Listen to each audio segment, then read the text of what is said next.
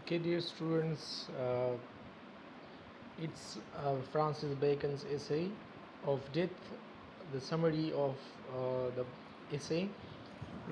First of all, look at the genre that of death is argumentative essay.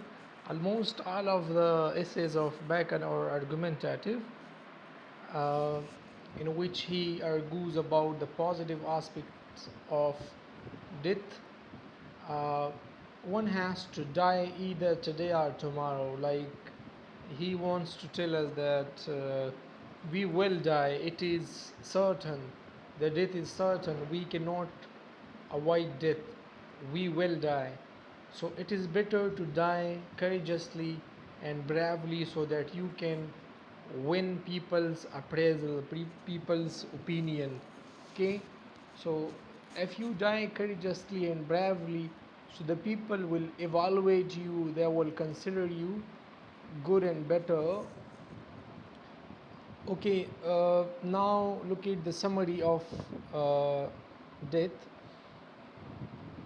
Bacon opens the essay with a simile of death and darkness. He opens it like he starts his essay from what? From use from like by using a simile of death and darkness. He starts his argument. The man fears that death in the same as a child fears the darkness. He compares death with the darkness and men with the child. That as a child fears and he is afraid of darkness, so similar is the case with the men, that they are afraid of fear. The fear of darkness increases among the children when the horrific tales about the darkness is uh, narrated to them.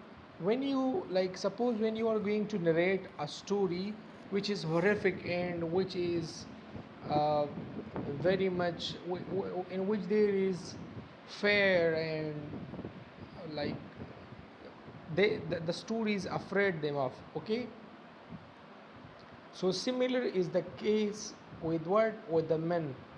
With the stories of death is when the stories, like when you are going to narrate a story of death to them, to the men, the fear inside them increases. It is natural to think about death, however, to think about it with composure is a virtue of the wise men. To now he classified it like, to if you are going to think of death for the sake of motivation, if towards good and towards virtue, towards good things, so like it's virtue if you are going to come to be inspired of death, to be like that once we will die, so we should not do wrong things. So it is good, this composure is good, to be afraid of death in order to be good. Okay, so this is like a virtuous person, a wise person does like this. To worry about the sin after committing is the characteristic of a holy and religious man, but to fear the dead as the supremacy of nature is man's weakness. Like, if you are going to worry after committing a mistake, if you are going to make sins, to commit sins, okay, or make mistakes, and you are afraid that in the hereafter I will get its punishment, I will be punished, so for that cause it's good. but but if you are going to afraid of it, because this, to consider that this is the supremacy of nature, and this is our fate that we die, and like to make it, so it's a man's weakness. You should never be weakened, you should never be afraid of death. Okay, he wants to advise us. In spite of sufficient awareness, the human beings still associate a lot of superstitions and mix it with the vanity. Okay, for instance, one might have read in the friar's book of meditation that by inflicting certain pain on oneself, one can realize the true nature of pain during death. Okay, one can experience regret for the cause of others' death by doing so. Okay, moreover, by wounding the legs severely,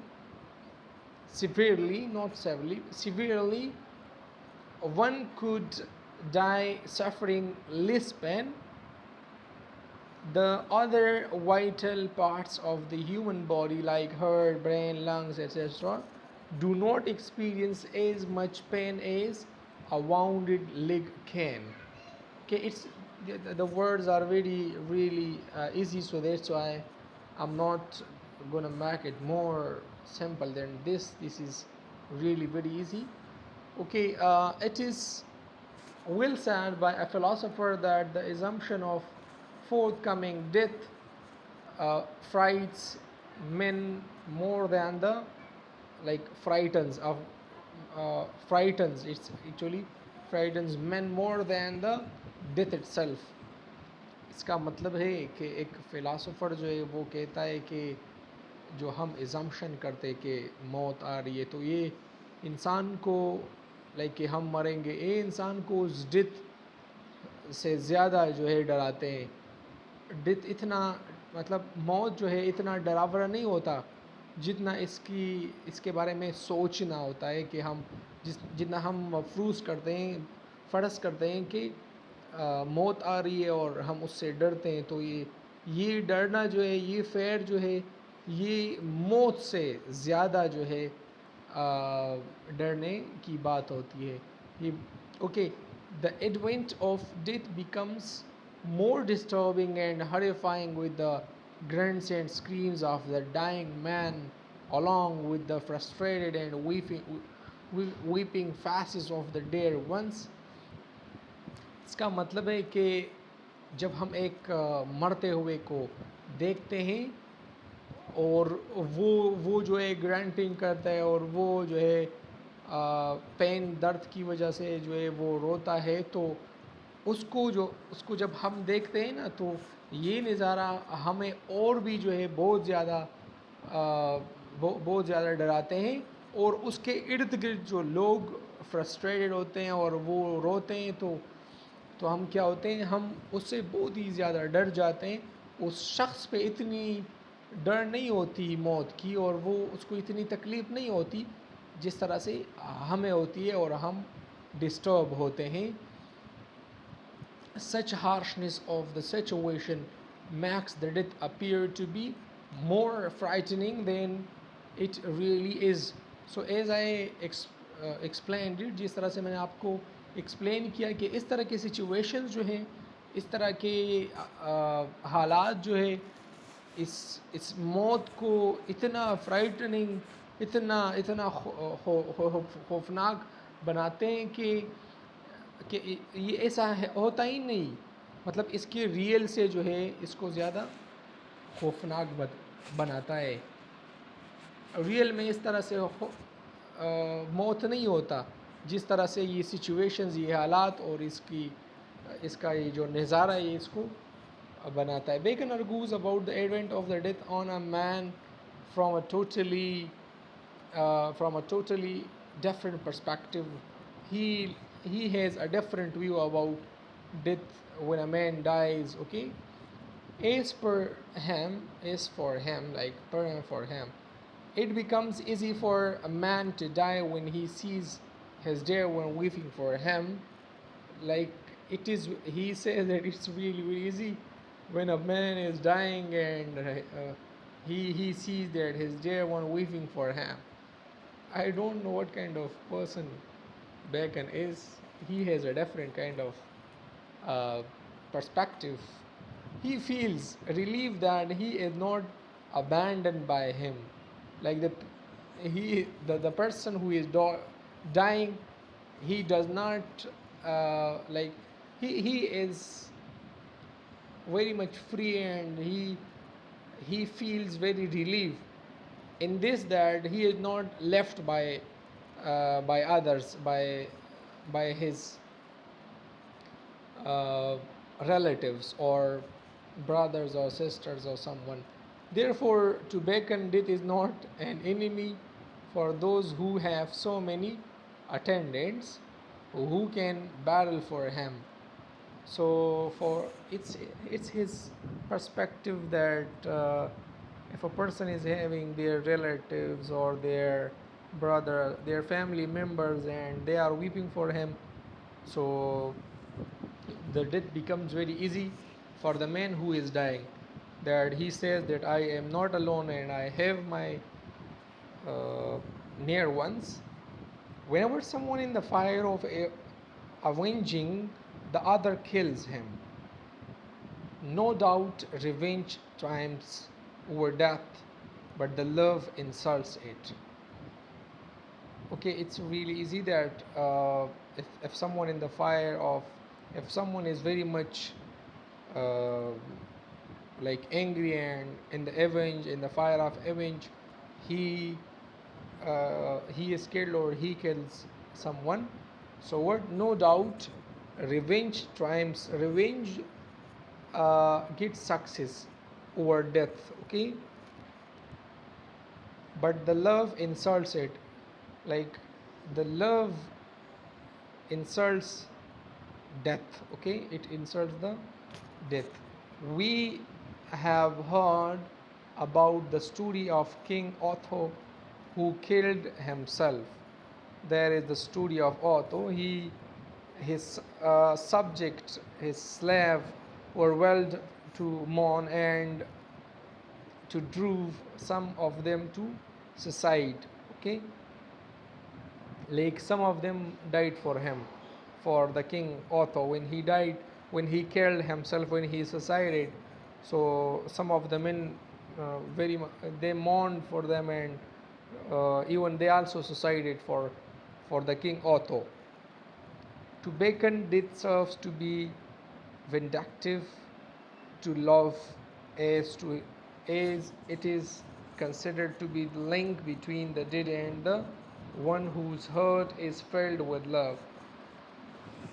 Like when when you love someone, so automatically if he dies, so for the rest of your life you will never ever forget him. It is a kind of link in between you and him.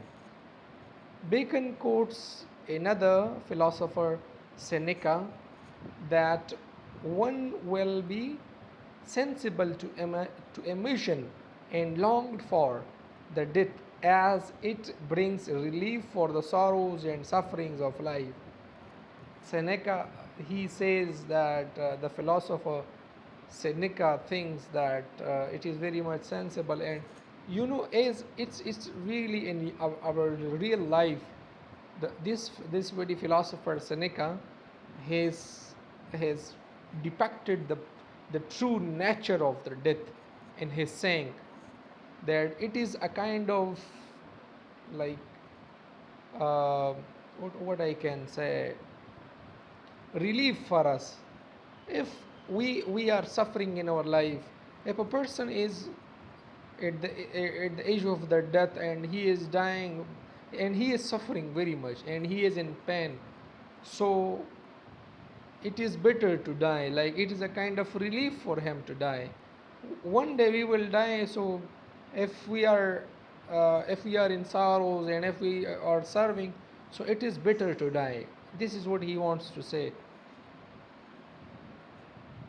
In certain conditions, someone's life might be too wearisome, too tolerate, and death passes relief to them.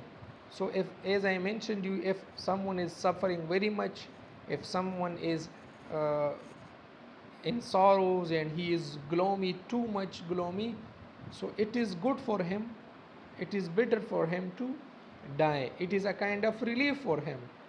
Some people live a life without any excitement and actions in it. Such a life could neither be regarded as pleasing one nor the sorrowful. So such life, a person whose life has no excitement, he does not have nothing pleasing, he does not have uh, any pleasure, and his life uh, is not sorrowful. So what is like, it's not something, as I told you. Let me tell you this again. Such a life could neither be regarded as pleasing one nor the sorrowful. It means that if a person is having uh, pains and sufferings, and it is neither, his life is neither pleasing nor very much sorrowful. So look at the next sentence, then you will understand. However, one can bear such a wearisome life for a long period of time. Like this kind of life can be borne, but eventually, at last, resulting in death. But at last, he will die. So it is better to die before sufferings, etc. Okay, with the emperor of Rome was dying, Augustus Caesar, his farewell words are, "Farewell, Livia." This is a story, kind of story taken uh, from like the emperor of Rome, who was dying. Uh, who Augustus Caesar, his farewell words are like, what does he say at the end of his death when he was dying? "Farewell, Livia, and never forget the days of our marriage." So he wants to link his his death with the life, and he wants his wife to remember him, okay, and to have a kind of link. As we mentioned that death, the love is a kind of link in between the died one and the alive one, okay. So he is telling her this. Okay, then there is Tiberius, another king of Rome, commented on Caesar's farewell words that although his bodily power is gone, the power to hide his feelings still remains. Like his feeling for his beloved wife still remains, and he still uh, wants his connection, his relationship to be alive, never to be hide, never to be hidden or to be vanished. Okay, he wants to express it in this way. Then there is another. Okay, moreover, Bacon mentions two more emperors of Rome with Passion and Galba, who just like Augustus fast their death bravely. Okay, as Augustus fast death very bravely, so same was the case with these two men, these two emperors of Rome. Bacon argues that the Stoics made a lot of cast preparation upon death that make the death appears more dreadful than it really is. Okay, now let me tell you about the Stoics. He used the word Stoics. So what is Stoics? Stoics are those people who says that there is no room uh, for emotions in our lives. We should they are hiding their emotions, and they are not caring whatever is happening on, and they are just focusing on virtue. So he says that Stoics made a lot of costly preparations upon death that make the death appears more dreadful than it really is. So as you know that Stoics do not have room for emotions like the love and hatred, etc. They only go for what? For virtue, and they afraid people to be aware of the death, that once we will die, and we will be uh, like we will confront our judge. We will be confronted in the judgment day to the God, and he will punish us. So the Stoics actually, they they have no room for what? For the emotions, and they only go for what? For virtue, and for the things which are uh, frightening us from death and from the day of judgment and from these sort of things. Okay, to die is a natural phenomenon. Then he says that it's really a natural phenomenon. For a little infant, it is as much as painful to born as for the young man to die.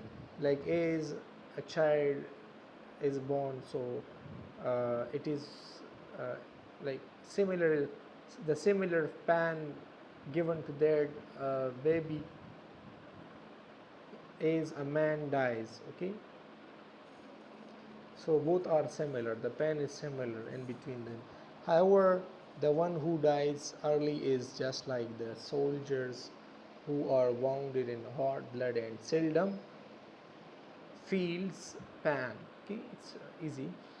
Okay, Bacon concluded the essay by praising the virtues of bravery and pursuing to die for the country and noble cause. So he is praising the soldiers, and he is uh, making it much more uh, better, like to die bravely for virtue,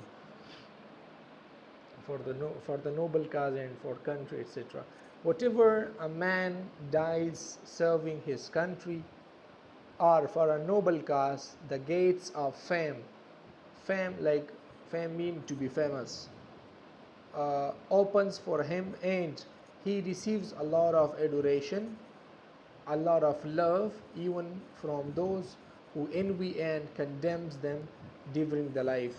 It means that a person dies for the sake of his country. So what happens? He is given with much more dignity, and he is dignified by the people even who